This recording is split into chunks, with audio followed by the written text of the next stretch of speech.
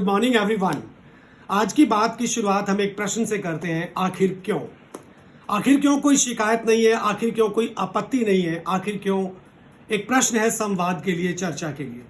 आखिर क्यों private schools के बारे में आजकल जो बात हो रही है, जो एक मिसकंसेप्शन है या एक कॉमन परसेप्शन है, जो एक फॉल्स बिलीफ बनता जा रहा है, जबकि उसके जो पॉजिटिव पहलू हैं उसके ऊपर कोई चर्चा क्यों नहीं करता? आखिर क्यों? आखिर क्यों उसकी जो हिडन रियलिटीज है उस पर कोई प्रकाश नहीं डालता? आज हम उस बात पे बात करेंगे। और खास करके इस कोरोना काल में जैसे कई लोगों ने ऐसा बोल दिया कि ये प्राइवेट दुकानें हैं या ये बिजनेस की जगह है, जबकि जो इसमें काम करने वाले लोग हैं, जो इससे जुड़े हुए लोग हैं, वो इसको कोई दुकान नहीं मानते, वो इसे बिजनेस नहीं मानते, वो इसको एक इंस्टीट्यूशन फॉर नोबल कॉज मानते हैं। और खास करके जो कहीं नहीं गई, जो आखिर क्यों ये प्रश्न की जो मैं बात कर रहा हूं, ये कुछ अनकही, जो अनसुनी ऐसी भावनाओं पर आधारित है जो महसूस की गई हैं कि कहीं ना कहीं वो आहत हुई हैं इस बात से कि किस तरह से कोई समाज उनके प्रति इतना असंवेदनशील हो सकता है, कि किस तरह से वो उनकी भावनाएं चिंतित हैं, कि किस तरह से उनको उनके ही हालात पर छोड़ दिया गया है।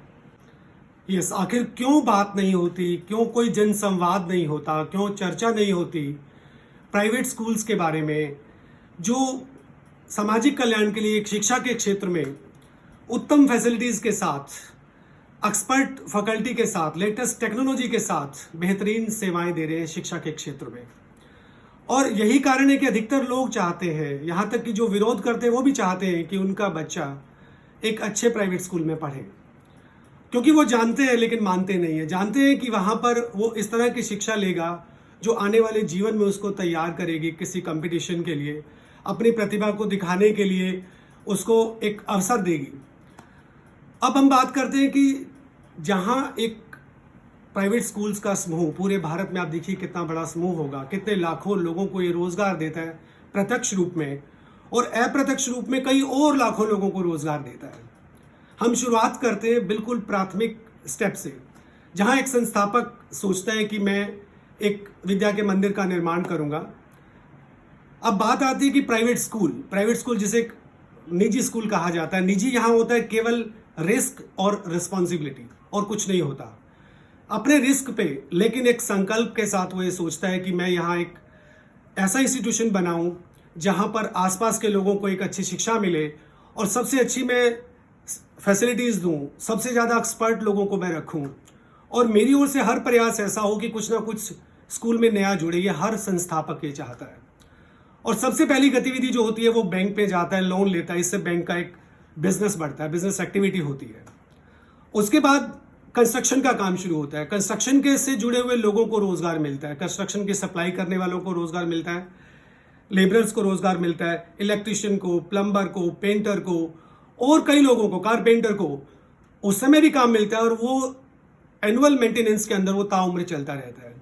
अगर आप स्कूल्स की बात करें, प्राइवेट स्कूल्स की बात करें, तो पब्लिशिंग हाउस से जुड़े हुए लोगों को काम मिलता है, आईटी सेक्टर के जुड़े हुए लोगों को काम मिलता है, फोटोग्राफर्स की आजीविका यहाँ से चलती है, एडवर्टाइजिंग के लोगों को काम मिलता है, गारमेंट इंडस्ट्री के लोगों को काम मिलता है, मार्केट में कई तरह की स्टेशनरी की शॉप्स हैं, उनको काम मिलता है। और जब भी कोई इवेंट स्कूल कराता है, जैसे चाहे वो एनुअल फंक्शन हो या किसी तरह का और इवेंट होता है, तो इवेंट मैनेजमेंट के लोगों को काम मिलता है, कन्फेक्शनर्स को काम मिलता है, और उसके साथ साथ जो ड्रेसेस वहाँ यूज़ की जाती है उसको से संबंधित कई लोगों की जो दुकानें हैं उन लोगों को एक रोजगार मिलता है। प्राइवेट स्कूल से सिक्योरिटी एजेंसीज के लोगों को काम मिलता है। एक अनुमान के मुताबिक 4 लाख से ज़्यादा सिक्योरिटी पर्सनल्स जो गार्ड के रूप में स्कूल्स में काम करते हैं, सिक्योरिटी पर्सनल्स के रूप में काम करते हैं, उनको रोजगार मिलता है। और टूर एंड ट्रैवल्स, जैसे स्कूल टूर्स और ऑर्गेनाइज कराता है बच्चों के, जो वाटर पार्क्स चलते हैं वहाँ पर बच्चों को ले जाया जाता है या किसी और स्पॉट पे ले जाया जाता है, जिससे कई तरह के लोगों का रोजगार चलता है। ऐसे ही अगर आप ट्रांसपोर्ट की बात करें, जिसके ऊपर अक्सर चर्चा होती है, क्वेश्चन मार्क लग जाता है कि स्कूल ट्रांसपोर्ट चार्ज लेता है, जबकि ट्रांसपोर्ट चार्ज कितना भी जो लेता है उसके बाद भी स्कूल का बहुत सा लॉस रहता है ट्रांसपोर्ट में। लेकिन ट्रांसपोर्ट कितनी बड़ी व्यवस्था देता है, कितना बड़ा रोजगार देता है, कितना बड़ा बिजनेस एक्टिविटी देता है, उस पर हम गौर नहीं करते। जब बस खरीदी जाती है स्कूल के लिए, तो जिस कंपनी की बस है उसको एक बिजनेस एक्टिविटी मिलती है, उसके लिए लोन लिया जाता है, बैंक के अंदर एक बिजनेस एक्टिविटी होती है, उसके ऊपर इंश्योरेंस होता है, इंश्योरेंस कंपनी को काम मिलता है, उसके ऊपर एक ड्राइवर रहता है, कंडक्टर रहता है, लेडी कंडक्टर रहती है, उनको काम मिलता है, और अप्रत्यक्ष रूप से जो गाड़ी के लिए मेंटेनेंस चाहिए होता है, जो मैकेनिक उसे ठीक करता है, उसको काम मिलता है। और आजकल के दिनों में जो सबसे एक अलग सी व्यथा महसूस की गई, जो भी इस प्रोफेशन से जुड़े हुए लोग हैं, जो इस नैतिक काम के लिए काम करते हैं, उनको व्यथा हुई। एक कॉमन सी बात है कि इस कोरोना काल में ट्रांसपोर्ट चार्ज नहीं लिया जाएगा, ठीक है, सबने इसको स्वीकार किया, लेकिन बहुत अच्छा होता यदि कोई कहता कि ट्रांसपोर्ट चार्ज में केवल फ्यूल चार्ज है जो नहीं लिया जाना चाहिए, बाकी चार्जेस ट्रांसपोर्ट चार्ज में तो रहने ही चाहिए, जिसमें ड्राइवर का सैलरी है, जिसमें कंडक्टर का सैलरी है, जिसमें लेडी कंडक्टर का सैलरी है, जिसमें और कई तरह के उसके मेंटेनेंस चार्जेस रहते हैं। हाँ, सिर्फ फ्यूल चार्जेस हैं जो हमें नहीं लेने चाहिए। उससे भी अलग जो एक व्यथा महसूस हुई सभी इस शिक्षक वर्ग को या इससे जुड़े हुए सभी तरह के लोगों को, कि जैसे इनको उनके हालात पे छोड़ दिया गया।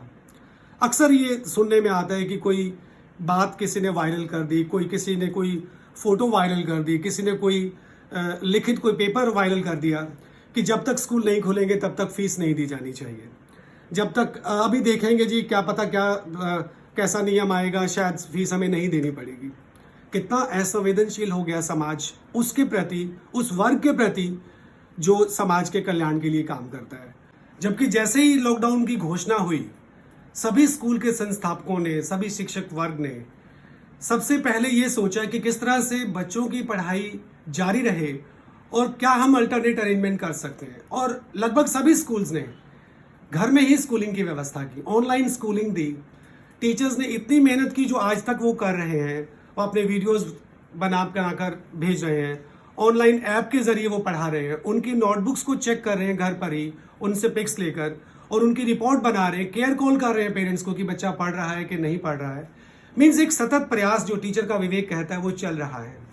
लेकिन जो कॉमन पाया गया, जहां बहुत आहत हुई कई लोगों की भावनाएं, कि अप्रैल महीने में एक अपील की गई कि जो केवल बेसिक फीस है वो दे दी जाए, और बहुत से लोगों ने जो सक्षम भी थे उन्होंने वो फीस नहीं दी, जबकि उनको सोचना चाहिए था कि जो ये प्राइवेट स्कूल्स हैं, ये अनएडेड स्कूल हैं, जिनको कोई अनुदान नहीं मिलता, जो एक अच्छी सेवाएं देते हैं, उसके बदले में बच्चों से फीस लेते हैं और उस फीस से सारे स्कूल का खर्च चलता है।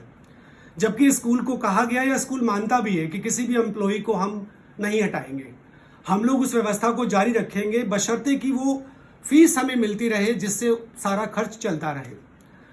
तो कितना असंवेदनशील समाज हुआ, ये देखने में आया कि औसतन 20% से ज़्यादा लोगों ने फीस जमा नहीं कराई, सिर्फ उस बात के चलते कि शायद फीस माफ़ हो जाएगी, शायद ऐसा सुनने में आया कि हमें देनी नहीं पड़ेगी। लेकिन ये नहीं सोचा कि जो सक्षम लोग हैं उन्हें दे देनी चाहिए। आपको सोचना चाहिए कि बहुत से ऐसे शिक्षक वर्ग में ऐसे लोग हैं जो सिंगल पेरेंट हैं, जिनसे उनकी आजीविका चलती है। बहुत से ऐसे घर हैं जहां पर दोनों हस्बैंड वाइफ इसी सेक्टर में हैं और उनके घर का निर्वाह भी इसी पे आधारित है। बहुत से घर ऐसे हैं जिनकी मासिक जो सैलरी है उसके ऊपर ही घर की दवाई चलती है। तो इन सब चीज़ों के बारे में समाज के बहुत से हिस्से ने सोचा ही नहीं। बात ये नहीं है कि मैं कोई फीस की अपील कर रहा हूँ, बात ये है कि हम इतना असंवेदनशील क्यों हो रहे हैं। हम सिर्फ उस पहलू को क्यों मान लेते हैं जो ऐसे ही कह दिया जाता है, हम उस वास्तविकता को क्यों नहीं मानते जो हम जानते हैं। हम जानते हैं कि प्राइवेट स्कूल का जो टीचर है वो कितनी मेहनत करता है, वो रूटीन में भी बहुत मेहनत करता है, कैमरे के नीचे वो 6 to 7 पीरियड्स पढ़ाता है, उसके बाद वो चेकिंग वर्क करता है, घर पे वो नोटबुक्स लेके आता है चेक करके, फिर वो केयर कॉल करता है, फिर वो आपको रिपोर्ट देता है। क्यों? क्योंकि प्राइवेट स्कूल के टीचर को डेली प्रूव करना होता है। और इसी तरह से क्वालिटी को बनाए रखने के लिए संस्थापक को अपनी प्रूव करना होता है नई नई फैसिलिटीज को देकर। तो उन सब लोगों को जो समाज के लिए इतना बड़ा काम कर रहे हैं, क्यों इग्नोर कर दिया गया, क्यों उनके हालात पे छोड़ दिया गया? मेरा सिर्फ प्रश्न यह है कि इस प्रश्न पे चर्चा हो, ऐसा क्यों? तो अंत में मैं यही कहना चाहता हूं कि जो प्राइवेट स्कूल्स ने पूरे इंडिया में जो एक अपना समाज सेवा में योगदान दिया है उसको रिकॉग्नाइज किया जाए, उसके पॉजिटिव एस्पेक्ट्स को भी देखा जाए कि किस किस फील्ड में वहां से पढ़े हुए जो भी छात्र छात्राएं हैं कैसे वो टॉपर्स बने, कैसे वो आगे गए, उनको भी रिकॉग्नाइज किया जाए। और कम से कम जो इनके ऑनर हैं, जो इनमें काम करने वाले टीचर्स हैं और दूसरे कर्मचारी हैं, उसको डिसऑनर ना किया जाए और एक ड्यू रिस्पेक्ट दिया जाए। हालांकि जो इसमें काम करने वाले लोग हैं वो इतने विवेक से भरे हुए हैं, इतने आत्मसम्मान से भरे हुए हैं कि वो अपना काम जारी रखेंगे। Thanks a lot.